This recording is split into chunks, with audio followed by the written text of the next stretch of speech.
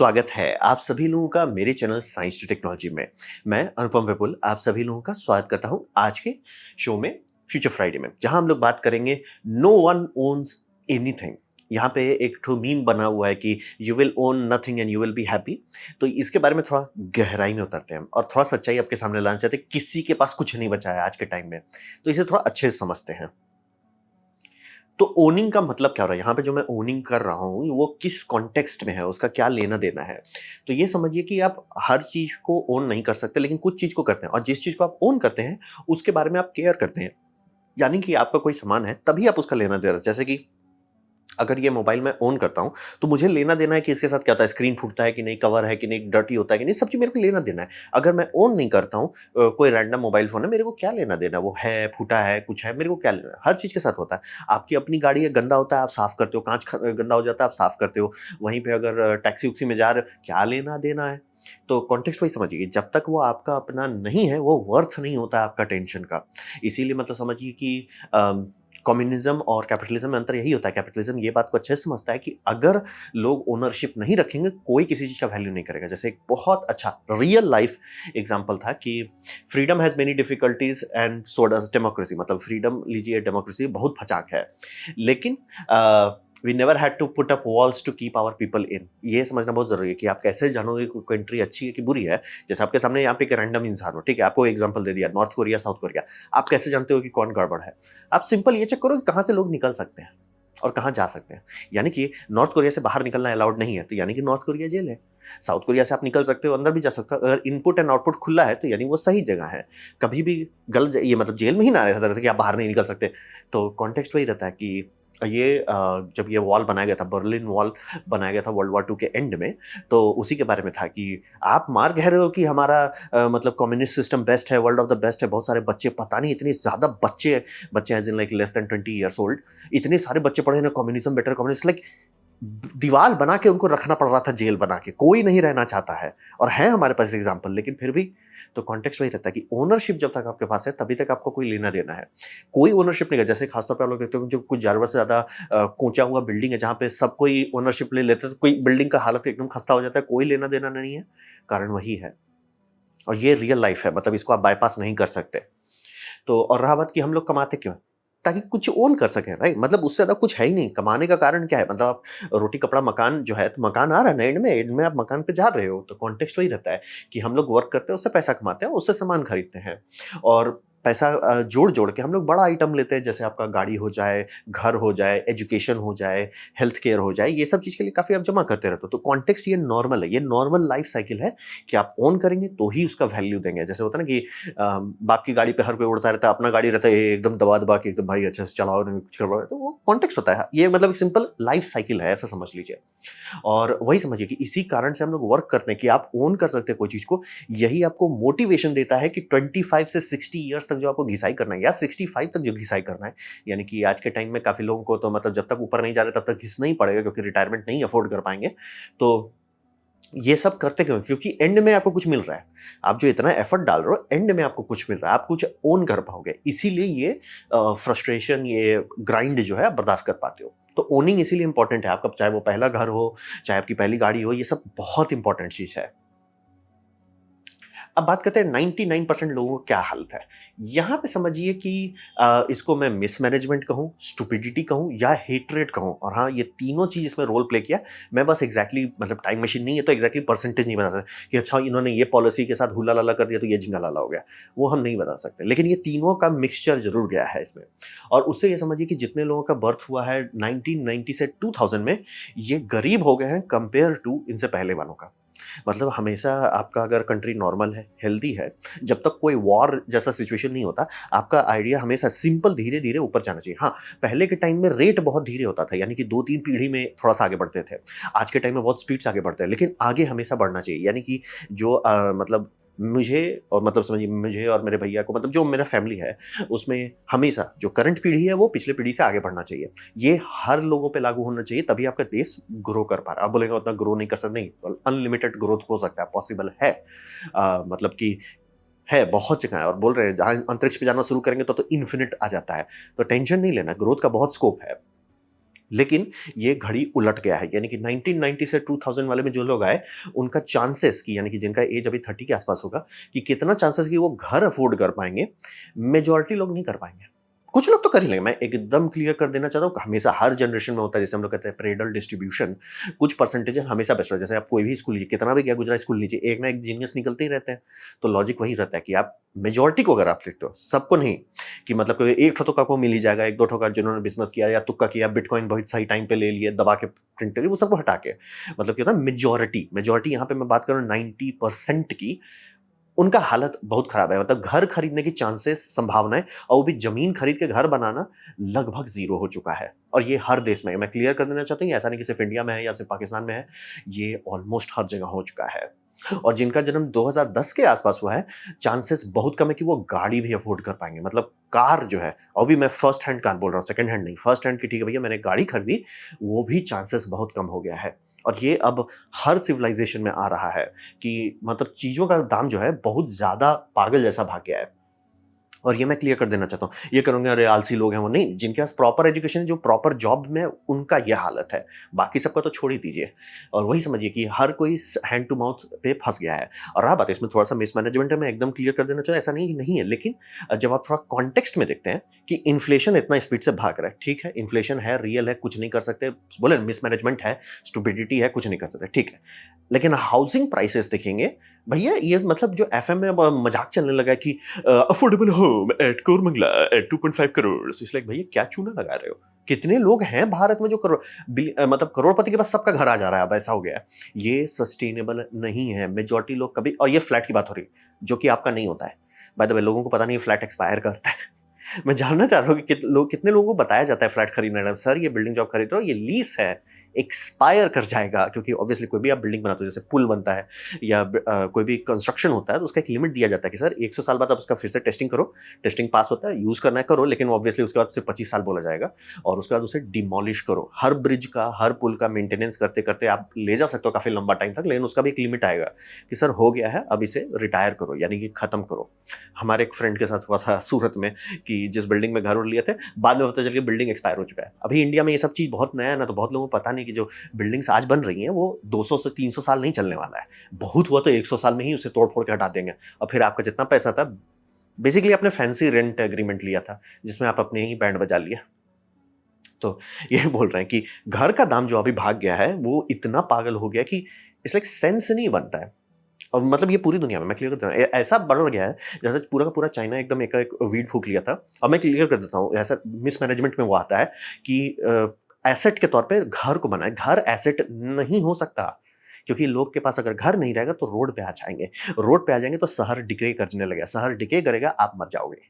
ये पूरा न्यूयॉर्क में हो गया। तो न्यूयॉर्क में क्यों इतना हालत खराब हो गया? क्योंकि भैया चाइना में सब लोग खरीदे, तो बाहर का पैसा है तो उनको लग रहा है अरे भैया सिटी का वैल्यू ग्रो करा, लेकिन अब न्यूयॉर्क में कोई रहना नहीं चाह रहा है, बिजनेसेस छोड़ के जा रहे हैं। मतलब आपका ये क्या बोलते हैं, स्टारबक्स बंद कर रहा है क्योंकि इतना क्राइम बढ़ गया है। तो कॉन्टेक्स्ट वही समझिए, घर एज ए प्रॉपर्टी, ये मतलब एसेट नहीं कर सकते, क्योंकि लोग अफोर्ड ही नहीं कर पाएंगे। अगर लोग नहीं अफोर्ड कर पाएंगे, एक दो जनरेशन तक आप जबरदस्ती का लोग को पीस सकते हो, लेकिन एक पॉइंट के बाद होगा ना, sir starting home at 700 crore, लोग बोलेंगे ना सर नहीं, मेरे को सपना भी नहीं देखना है घर का, रेंट में रह पाते नहीं तो सड़क में रहने का रह लेते हैं, हम सपना भी नहीं देखेंगे। ये हो गया है, इसलिए बोला कि इन्फ्लेशन का जो रेट भागा है, उससे ज्यादा रेट से आपका ये भाग गया है। और अगर आप एक पूरा इंडेक्स लेते हो, प्राइस चार्ट का देखते हो कि 2000 से अभी तक में, यानी 2020s में क्या अंतर आया है, तो क्या क्या चीज घटा है। फोन घट गया है, बहुत बढ़िया बात है। क्लोथ का दाम भी ऑलमोस्ट ठीक ही ठाक रहा है, टेलीविजन का दाम घट गया है, टॉय सॉफ्टवेयर ये सब का दाम सब घटा है, ठीक है चलो बढ़िया है। न्यू गाड़ी का दाम बहुत ज्यादा नहीं भागा है। हाउसिंग पागल जैसा भाग गया, खाना भाग गया, खाना में तो आप कटौती कर नहीं सकते, खाओगे नहीं तो करोगे क्या, जिंदा कैसे रहोगे। खाना का भाग गया है। चाइल्ड केयर इतना महंगा हो गया, लोग बच्चे पैदा करना छोड़ दिए हैं। हेल्थ और सर्विस का तो बात ही नहीं करें। और कॉलेज टेक्स्ट बुक, भाई किताब का दाम है कि मतलब अंबानी बना देंगे क्या, किताब से किताब का दाम इतना ज्यादा है। कॉलेज ट्यूशन फीस, हॉस्पिटल गया तब तो मर ही जाइए। तो यही बोल रहे हैं कि अब सबका, जो लोग जॉब कर रहे हैं, अच्छा एजुकेटेड है, उनका हालत बद से बदतर होते जा रहा है। और 2020 से 2025 के बीच का जो प्रोजेक्टेड टाइमलाइन है, और 24 तो बीत ही गया है ऑलमोस्ट, जो जंप हुआ है इन्फ्लेशन में 20% से ज्यादा है, वो दर्द है, दर्द। मैं स्कूल में था, 40 रुपए लीटर के आसपास का हम लोग देखते थे डीजल और पेट्रोल के आसपास, और ऑलमोस्ट उसी दाम का डॉलर तो वो चल रहा था। और कि डॉलर इन्फ्लेशन में गया, सब लोग डॉलर इन्फ्लेशन, डॉलर इन्फ्लेशन। भैया आप देख रहे हो उस डॉलर पे रुपया कितना इन्फ्लेट कर रहा है। मेरे स्कूल के टाइम में 40 रुपये, 50 रुपये बड़ी बात होती थी, 80 रुपये का अभी चल रहा है। तो कॉन्टेक्स्ट वही समझिए कि हर कोई आउट ऑफ हैंड चला गया। मतलब इन्फ्लेशन तो जितना भागना था भाग गया, और घर का दाम तो ऐसा हो गया, घर आप सोच भी नहीं सकते आप। मैं बोल रहा हूँ कि जिनका जन्म हुआ 2000 के आसपास में, उनका मतलब best of the best of the best of the best, उनको आएंगे जब घर खरीदने लायक पैसा होगा, हाँ सर 700 करोड़ में ना आपको हम ये झोपड़ी दे देंगे, और 12,000 करोड़ में ना आपको एक कमरा मिलेगा। हम मजाक भी नहीं कर रहे, न्यूयॉर्क में एक्चुअली दाम इतना ज़्यादा है। वो ब्लैक मनी को व्हाइट मनी करने के लिए वो लोग सर्कुलेट कर रहे हैं, लेकिन घर से अब लोग लिटरली अफोर्ड ही नहीं कर सकते। बैंगलोर का ही दाम देख लीजिए। तो वही बोला 99% का जान चला गया है, सब्जी भाग गया है, जान चला गया है। अब बात करते हैं तो बोलेंगे अच्छा जो 1% है वो तो ओन करते हैं सब चीज। यहीं पे ट्रिक आता है। सिर्फ कुछ सीईओ हैं जो एक्चुअली अपनी कंपनी ओन करते हैं, बहुत कम ही सीईओ हैं ऐसे। क्योंकि मेजॉरिटी सीईओ लोग जब कंपनी बनाते हैं तो कंपनी में ध्यान देते हैं, ना कि उसका बिजनेस पॉलिटिक्स पे। और बहुत सारे लोग वो बेवकूफ़ी करते हैं, जैसे कि ये आप एग्जांपल देखोगे, स्टीव जॉब्स बेवकूफ़ी कर दिया था जब मतलब उसने पेपर वर्क बनाया था एप्पल का, एप्पल उसी को निकाल दिया। एप्पल सीईओ स्टीव जॉब्स को निकलो, एप्पल से स्टीव जॉब्स को निकाला गया था, और बाद में उसे वापस बुलाया कि अच्छा सर हमसे कंपनी नहीं संभलेगा, आप आ जाओ वापस करने। हो जाता, बहुत लोग के साथ हुआ है ये। मतलब एनवीडिया का सीईओ जो है जेनशन हुआन, वो एक तो बहुत लंबा, मतलब उन्होंने बहुत अच्छे से फाउंडेशन रखा था, और दूसरा एक अच्छा जो उन्होंने फाउंडेशन रखा था वो आपका हो गया मार्क जकरबर्ग। वो एकदम बहुत अच्छा सा फाउंडर है, सर हमको नहीं हटा सकते आप, हम स्टॉक में खोल जरूर देंगे लेकिन हमको नहीं हटा सकते, मेरे ऊपर डांस नहीं करोगे। तो वैसा सिर्फ एक दो है, मेजोरिटी सीईओ जो है आपको अकाउंट खोलेंगे, मतलब बोर्ड ऑफ डायरेक्टर्स जो है आप पे दबाव डालेंगे, स्टॉक मार्केट वाले जो वेंचर कैपिटलिस्ट है वो दबाव डालेंगे, उस दबाव में बहुत लोग टूट जाते हैं। तो कहने को सीईओ है, उनके हाथ में कंपनी का कंट्रोल नहीं रहता है। सोच ली, सीईओ है, कंपनी बनाए हैं, कंट्रोल नहीं है। इस मामले में इलॉन मस्क मतलब एक जगह पे डुबा दिया, एक जगह पे बचा लिया। टेस्ला जो है डुबा दिया क्योंकि वो मतलब बहुत ज्यादा प्रॉमिस करने लगे, स्टॉक बेचने लगे तो लटक गया। लेकिन स्पेस एक्स में कि नहीं नहीं, इसको मैं अपना उसके मतलब पब्लिक से दूर रखता हूँ, स्टॉक से दूर रखता हूँ, ताकि कंट्रोलिंग अथॉरिटी बाहर ना जाए। तो ये समझना बहुत जरूरी है। और ये तो हो गया मार्क 1 सीईओ, यानी जिसने कंपनी बनाई। अब उसके बाद तो भगवान आपको बचाया अगर मार्क 2 मार्क 3 सीईओ पे पहुंच गया, क्योंकि उनका काम क्या है, मतलब ठीक है, मतलब जैसे बोइंग का, इन्होंने बोइंग बनाई कंपनी, ठीक है, 100 साल से, और ये अभी सीईओ है। तो इनका काम क्या है? इनका काम कुछ नहीं है, इनका काम सिर्फ एक है, लाइन मस्ट गो अप। कोई लेना देना नहीं है, line must go up.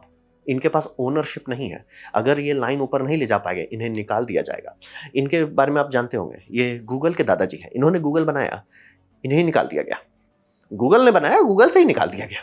Cisco में भी वही हुआ है शायद, कि मतलब उनके ओनर्स लड़ते रह गए कि भैया आप ये क्या कर रहे हो, शॉर्ट टर्म मतलब लाइन मस्ट गो अप हमेशा नहीं होगा ना, आप कोई मतलब बीज लगाते हो, जरूरी नहीं कि ना अगले साल ही निकल जाए, कई बार आपको काफी टाइम देना पड़ता है, तब जाके वो होता है, उपजता है, लंबा प्रॉफिट आता है। वो लंबा गैम्बल मार्क 1 सीईओ खेल सकते हैं, मार्क 2 वाले नहीं खेल पाएंगे, मार्क 3 तो सोच भी नहीं सकते हैं।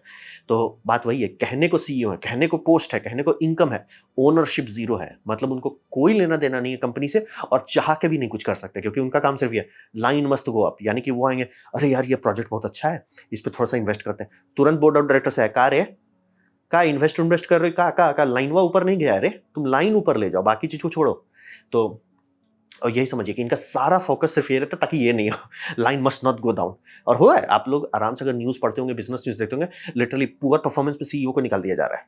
उसने कंपनी बनाई, उसने लोगों को जॉब दिया, निकलो भैया नीचे। अरे मार्केट अप डाउन उससे क्या लेना देना है, तुमने लाइन नीचे गया और निकाल दिया जाता है सीधे। तो ये समझना बहुत जरूरी है। और इसका साइड इफेक्ट जो होता है ना, कि ये क्वार्टर में आप सोचने लग गए हैं, यानी कि 1-2 साल इनके दिमाग में नहीं है, 1-2 महीना है। यानी कि आज जैसे आप लोग देख रहे हो कि ले ऑफ कर रहे हैं, आपको पता है कि इतना ज्यादा ले ऑफ करेंगे कंपनी की वाट लग जाएगी, लेकिन ले ऑफ कर क्यों रहे हैं? क्योंकि आप देखिए ले ऑफ करने के बाद तुरंत का स्टॉक वैल्यू बढ़ जाता है, लाइन मस्ट गो अप। क्या लेना देना है कि अगले क्वार्टर में जब सर आपका परफॉर्मेंस डाउन हो जाएगा कंपनी का, यानी कंपनी जो एक्चुअल क्रंचिंग कर रही है वो नहीं कर पाएंगे। और जो जो आपके बोल रहे हैं, दो ही तरह के लोग होते हैं कंपनी में। एक होती है जिसे कंपनी चल रहा है चलने दो, और दूसरा था वो गया कंपनी से, कंपनी चली जाएगी, वो लोग छोड़ना शुरू कर देते हैं, क्योंकि आपने ये खत्म कर दिया, क्या बोलते हैं, कंपनी में आप अच्छे लोगों को रखना चाहते हो ना, तो आपको बहुत सारे हल्के लोगों को भी रखना पड़ता है, ताकि इन्वायरमेंट अच्छा रहे, होम्योस्टेसिस रहे। होम्योस्टेसिस की आप वाट लगाओगे, भैया तुम हम तुरंत हायर किए, तुरंत फायर किए, जो क्वालिफाइड है, जो कॉम्पिटेंट है, जिस टाइम वो देखा कि अरे मेरा ही दोस्त को निकाल दिया, अरे मान लेते वो बेस्ट ऑफ द बेस्ट नहीं था, लेकिन था भाई, काम कर रहा था, आप निकाल दिए, कल को तो आप मुझे निकाल दोगे, तुरंत उनका ये जाना शुरू हो जाता है, क्या बोलते हैं आपका सीवी सबके जगह पहुंचते हैं, और चूंकि वो कॉम्पिटेंट है उनको मिल जाता है। अच्छी अच्छी कंपनी मतलब अपने टॉप एम्प्लॉयज को गंवा चुकी है इस में कि भैया लाइन ऊपर चाहिए, हमारा खर्चा बहुत बड़ा, खर्चा बहुत बड़ा, एक काम करो 1000 लोग को फायर कर दो। और जैसे उन्होंने 1000 लोग को फायर किया, बाकी लोग बोले बेटा हम भी चल देते हैं। अच्छी अच्छी कंपनी डूब चुकी है इस चक्कर में। तो ये बोल रहे क्योंकि अब साल इनके लिए होता ही नहीं, इनके लिए क्वार्टर है, मतलब कि क्वार्टर में इनके ऊपर बॉस आएंगे, मतलब boss as in like stockholders, sir लाइनवा ऊपर नहीं गया है, आपका गर्दन कट अलग हो जाना चाहिए। ये सीधा वही समझिए कि इनको कुछ दिमाग नहीं है, कुछ नहीं कर सकते हैं। ये मैं एकदम क्लियर होता, ये ईवल नहीं है, ये होपलेस है, ये ओनर नहीं है। जैसे कि ये बोइंग का सीईओ है, तो इनके पास ये नहीं कि अच्छा बोइंग है, बोइंग का नाम रहेगा तभी आप और हम करोड़पति रहेंगे, अगर बोइंग का नाम चला जाएगा ना आप कहीं करोगे ना हम कहीं करेंगे, बैंकरप्सी करके क्या कर लोगे। मतलब बैंकरप्सी बेस्ट के सिनेरियो हमको 1-2 साल का पैसा देगा, अगर कंपनी अच्छी रहती है जिंदगी भर का पैसा मिलेगा, लेकिन वो कर ही नहीं सकते। सीधे इनके ऊपर कनपट्टी पे लगा दिया जाएगा, महाराज लाइनवा ऊपर नहीं गया, लाइन ऊपर चाहिए। और देखिए अभी बोइंग का सीईओ का लिस्ट हो चुका है, इतने सीईओ बदल गए। अभी इंटेल वही कर रहा है कि सीईओ बदला है, तो कॉन्टेक्स्ट वही समझिए। और इसका साइड इफेक्ट क्या होता है, पेनल्टी। लॉन्ग टर्म तो होता ही नहीं है, वही बोल रहा ना, इसीलिए जो निकाल रहे हो सिर्फ इसलिए निकाल रहे हैं कि क्वार्टर का रेवेन्यू में अच्छा दिख जाए, उससे ज्यादा सोच ही नहीं रहे कि मतलब आपको पता है कि सर हमने यहाँ एक बीज लगाया है, इसका 1-2 साल बाद रिटर्न आना शुरू होगा, वो आप कर ही नहीं सकते आजकल, किसी कंपनी में नहीं कर सकते। जब एकदम छोटा है, जब आप खुद ओन करते हो तो कर सकते हो, जहां स्टॉक में खुल गया खत्म। लॉन्ग टर्म एथिक्स क्या होता है, एथिक्स आप बोले लाइन ऊपर जाना चाहिए, आप लोगों को बेच दो कोई टेंशन नहीं है, आप मेडिकल हेल्थ इंश्योरेंस लगाओ जो किसी को कभी नहीं दोगे, लाइन ऊपर जा रहा है कोई टेंशन नहीं है। फिर ब्रांड का भी कोई मतलब नहीं है, ये सबसे गया गुजरा चीज। सोचिए कि हम लोग ऐसे जगह पे रह रहे हैं जहाँ पे 400-500 साल से कई सारे ब्रांड हैं, रोलेक्स देख लीजिए कितना साल पुराना है, तो बहुत सारा चीज है जिसका बहुत लंबा लिनियज है। बोइंग ही बोल रहा ना, ये चांद पे इंसान को रखा है, इनका लिनियज को बस अरे एक काम करो ना वर्कर्स की ले लो, ऐसे कैसे कंपनी चलेगी। एक काम करो ना, जितने लोग एनालिस्ट होते हैं, मतलब सेफ्टी इंस्पेक्टर जिन्हें कहा जाता है, एक काम करो उनको फायर कर दो। बोइंग ये किया ओपनली पैसा बचाने का, ताकि क्वार्टर में उनका दिखे कि line must go up. Market में डाउन टर्न आया था, होता है डाउन टर्न आएगा, डाउन जाएगा, लाइन मस्ट गो अप, तुरंत उनको फायर कर दिया गया। भैया सेफ्टी ऑफिसर नहीं है, आप चेक कैसे करोगे। बट वही बोल रहा है कि सब चीज बेचने को तैयार हो जाए, क्योंकि इनका ओनरशिप नहीं है, ये वहां पे गए सिर्फ जॉब कर रहे हैं, पैसा निकालो। इसलिए जो अभी आप बोइंग का खासतौर पे देखे होंगे, जो कांग्रेस हियरिंग हुआ तो उसमें ओपनली बोला तुम्हारा सैलरी 25% बढ़ा है एनुअली, और जितने वर्कर्स हैं उनका 1.5% बढ़ा है, जो कि इन्फ्लेशन से भी नीचे है। मतलब जनरली कहा जाता है कि एथिकली आप एटलीस्ट इतना तो रखोगे, इन्फ्लेशन जैसे 6% भाग रहा है, नेशनल रिपोर्ट आ रहा है 6%, तो उतना तो रख दो। वो लिटरली बोइंग में जितने वर्कर्स हैं वो गरीब होते जा रहे हैं, क्योंकि इन्फ्लेशन का रेट से ज़्यादा धीरे से उनका सैलरी बढ़ ही नहीं रहा, सैलरी मतलब पेपर में बढ़ रहा है, लेकिन इन्फ्लेशन के कारण वो भिखारी होते जा रहे हैं। वो क्यों कर रहा है ऐसा, क्योंकि उसको लेना देना नहीं है, कंपनी उसकी नहीं है, कहने को सीईओ है, कहने को एग्जीक्यूटिव है, कोई लेना देना नहीं है उसको, लाइन वो ऊपर चाहिए। तो यही बोल रहे हैं, लॉन्ग टर्म्स तो भूल ही जाइए, एथिक्स भूल जाइए, ब्रांड बेच खा जाते हैं ये सब। और ये ब्रांड वाला तो मेरे साथ हो चुका है कि जो मेरी गेम स्टूडियो थी खत्म, 20 साल की गेम स्टूडियो खत्म। तो वही बोल रहे हैं कि ये हर चीज को तबाह कर रहे हैं, और सबसे ज्यादा खतरा कर रहे हैं, ये ट्रस्ट को डिस्ट्रॉय करते रहे।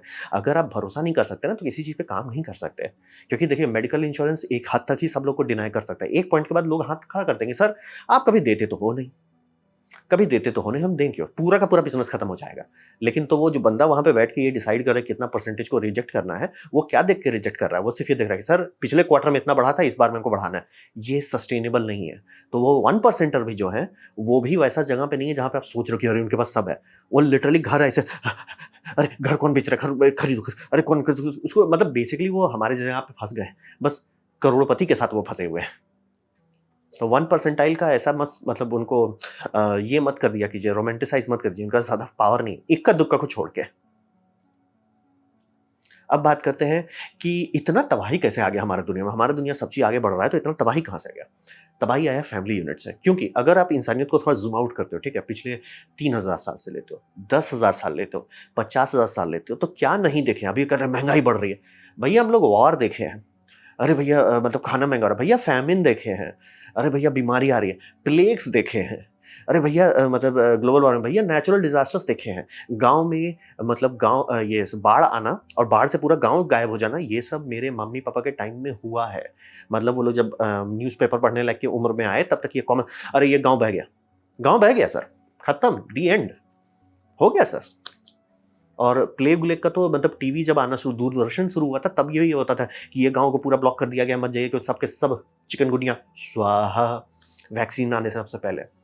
तो हम लोग हर वो चीज़ झेल गए हैं, जो आज हमारा कमर तोड़ रहा है। ये सब तो हम लोग मतलब अरे भैया 200 साल से तो झेल ही रहे हैं, मतलब लोग जिंदा हैं जो वर्ल्ड वॉर झेले हैं। तो ऐसा क्या हो गया कि कभी भी, मतलब मैं एकदम क्लियर करता हूँ, जो ऊपर जा रहे हैं उनका तो टिकट कट रहा है, लेकिन कभी ऐसे कलेक्टिवली नुकसान नहीं हुआ था। कलेक्टिवली नुकसान आ गया। कलेक्टिवली का मतलब होता है हर कोई ऊपर जा रहा है। ये मैं एकदम क्लियर करता हूँ, कभी भी ऐसा नहीं होगा कि हर कोई प्रोग्रेस कर रहा है, लेकिन आप हमेशा चाहोगे मेजोरिटी प्रोग्रेस करे, कि भैया 60-70% लोग ऊपर जा रहे हैं, ठीक है, बैलेंस है।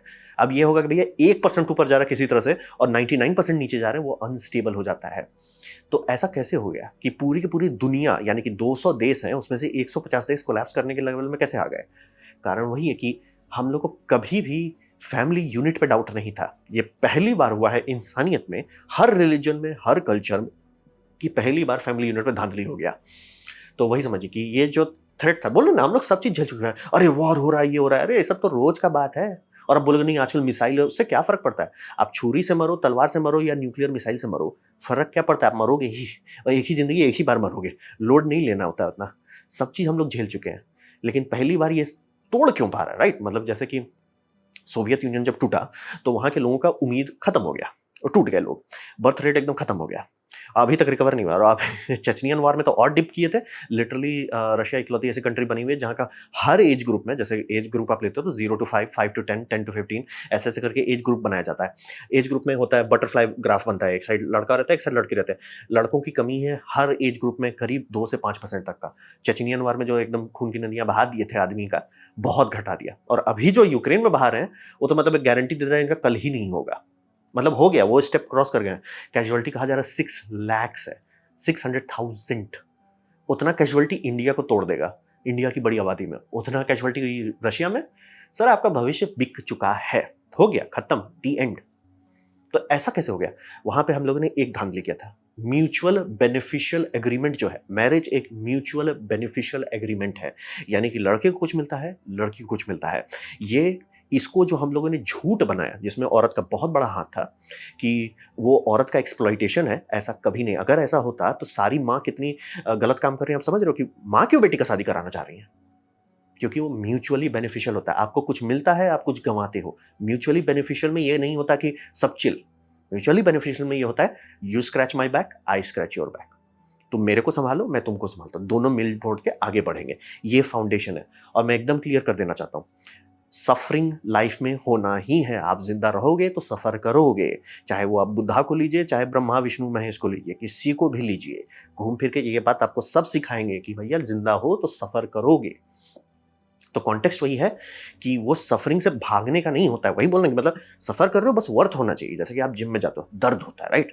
आप इवनिंग वॉक करते हो, आप उतना टाइम देते हो, मतलब आप सेविंग्स करते हो, इन्वेस्टमेंट में डालते हो, दर्द होता है कि भैया उतना पैसा हम यूज कर लेते, कुछ चिल मार लेते, लेकिन नहीं भैया हम डाले जा रहे हैं पैसा उसमें। वो सारा दर्द जब आप झेलते हो, तब एंड में आपको कुछ रिवॉर्ड मिलता है, तभी वो दर्द आप झेल पाते हो। लेकिन आज के टाइम में ये हो गया कि म्यूचुअल बेनिफिट को तोड़ दिया हम लोग बेसिकली मतलब ऑलमोस्ट ये बदला निकालने वाला बात पे आ गए हैं।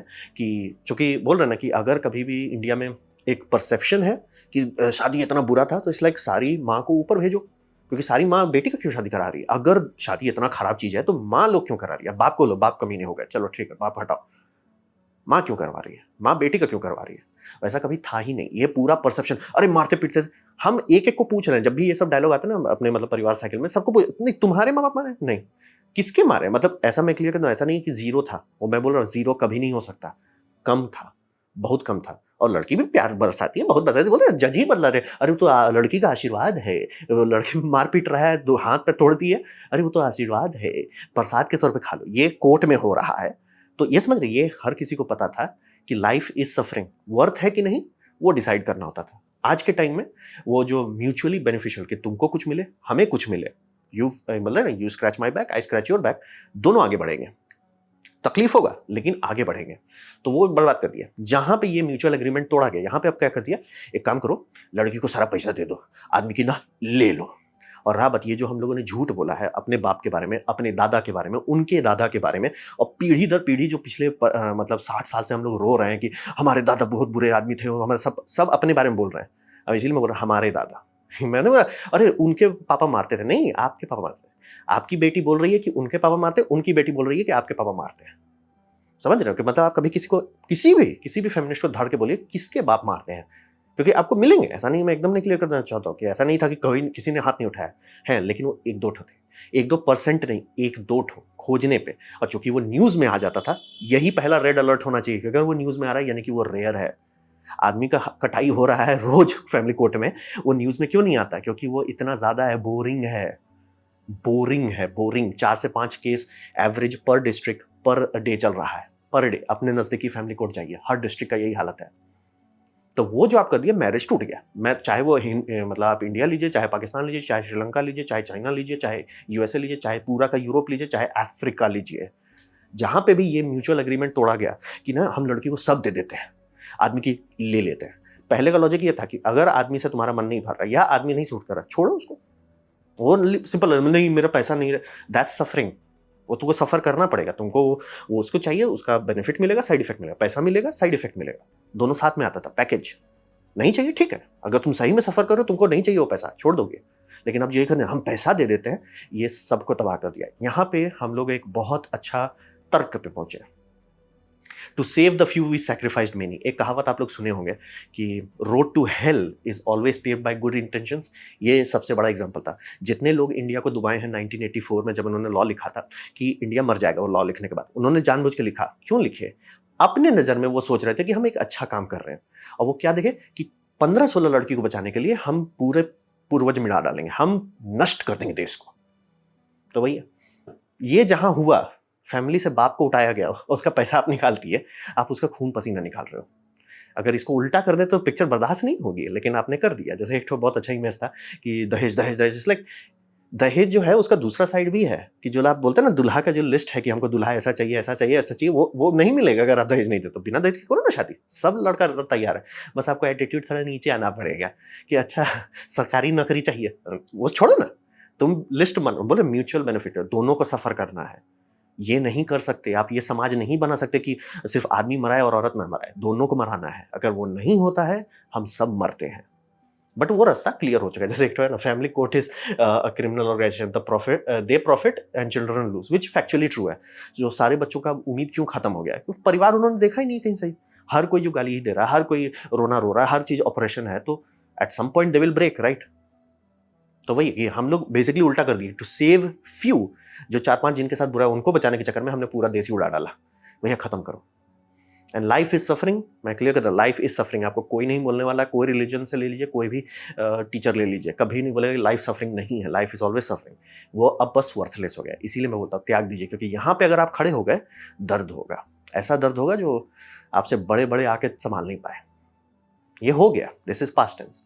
यहीं के कारण हम लोग कुछ नहीं बर्दाश्त कर पा रहे हैं। सब चीज झेल गए, वॉर झेल गए, फैमिन झेल गए, प्लेग झेल गए, अब नॉर्मल चीज भी क्यों नहीं झेल पा रहे हैं?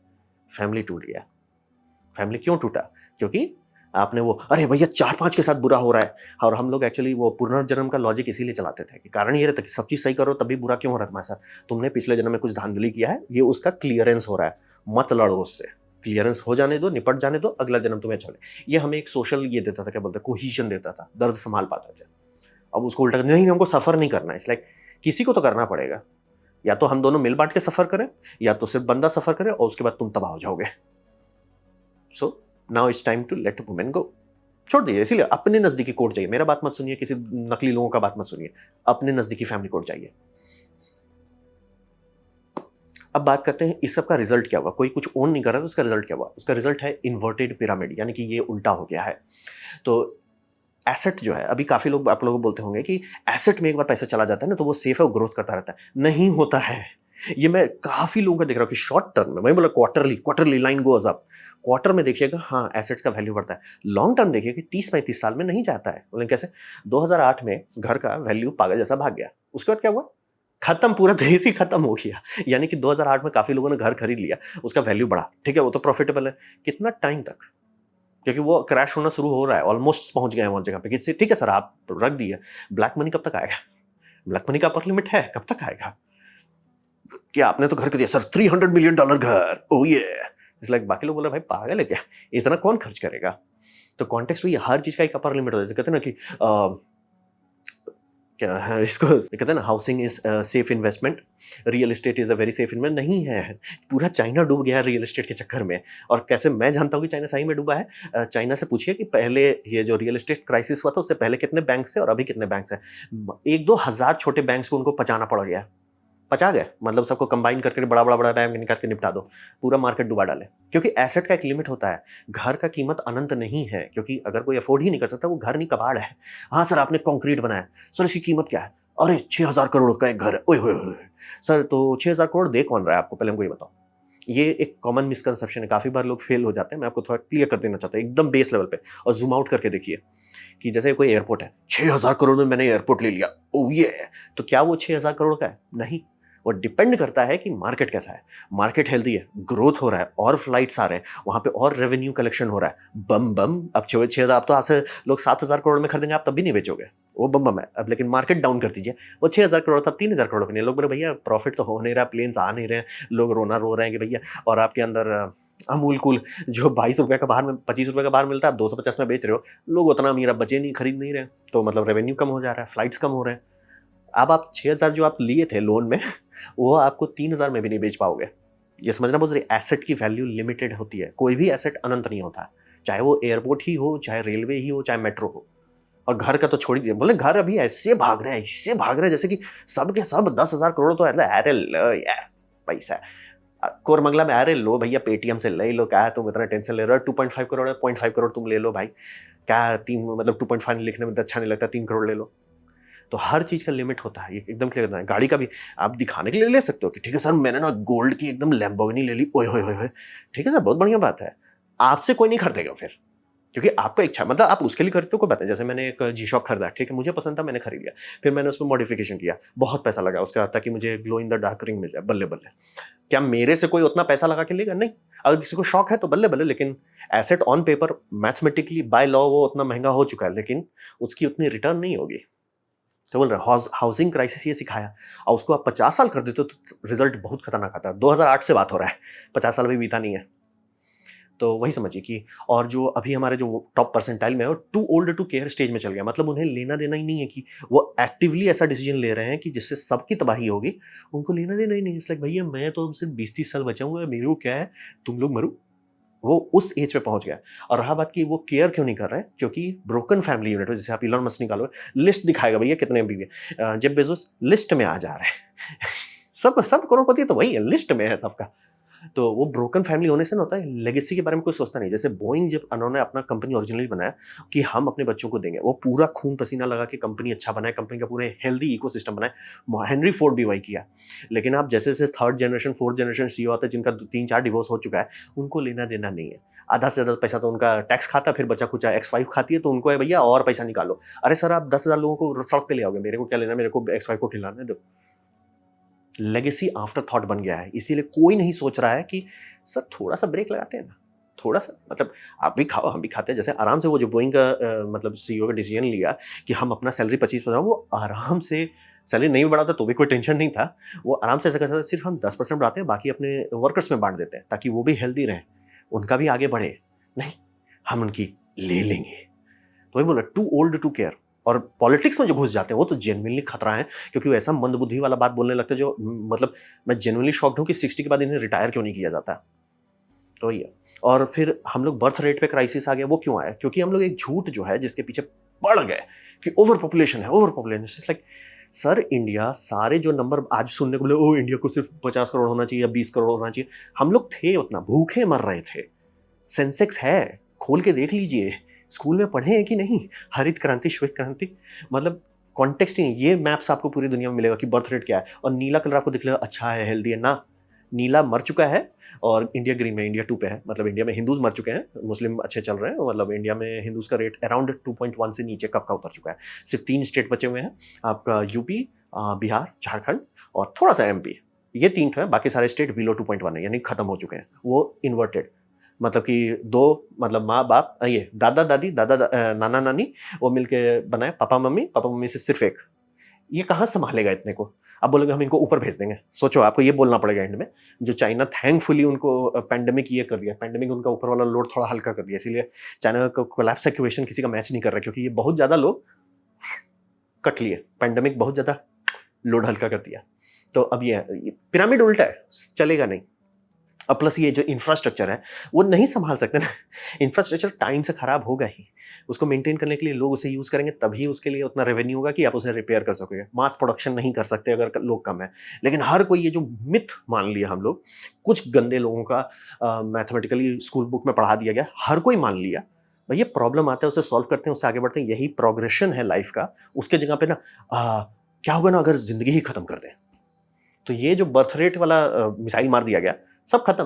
बोल रहे ना 200 देश हैं, उसमें से 150 देश खत्म हो चुका है। यानी कि आप लोग का उम्र अगर 20-21 के आसपास है, तो आप 90 तक जब हो गए तब तक देख चुके कि ये मुस्लिम देश बन गया, ये मुस्लिम देश बन गया, ये मुस्लिम देश बन गया, ये मुस्लिम देश बन गया। क्यों भैया? बर्थ रेट खत्म हो गया था।